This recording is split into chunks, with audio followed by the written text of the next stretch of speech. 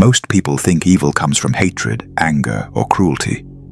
But Nietzsche, the philosopher who tore apart every illusion, saw it differently.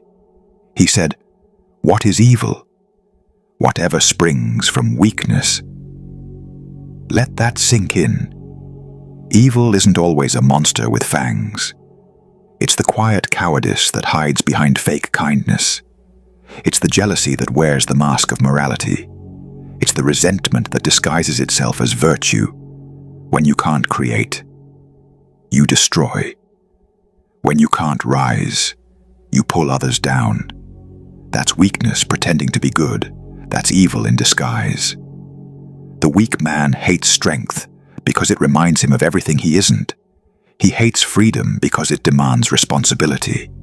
He hides behind rules, fairness, equality, not because he loves justice, but because he fears standing alone.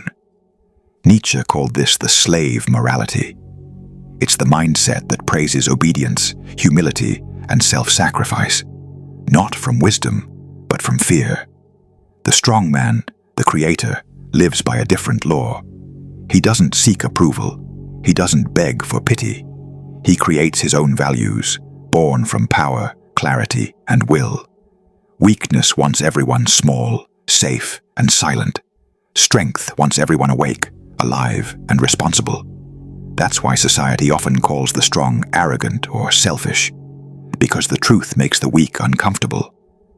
But here's the paradox. Evil isn't only in others. It's also in you, in the parts you avoid. Every time you refuse to speak the truth because you fear rejection, that's weakness.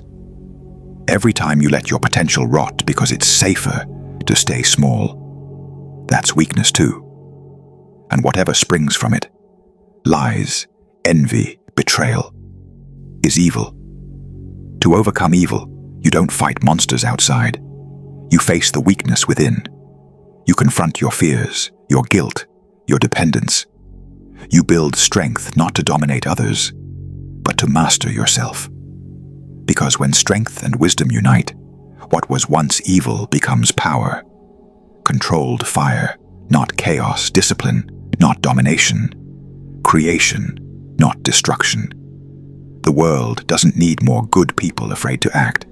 It needs strong people with hearts on fire and minds that cannot be owned. That's real virtue, born from power, not pity. So remember this, evil doesn't begin with hate. It begins with fear, with laziness, with the refusal to grow. And every time you overcome that weakness, the world becomes a little less evil.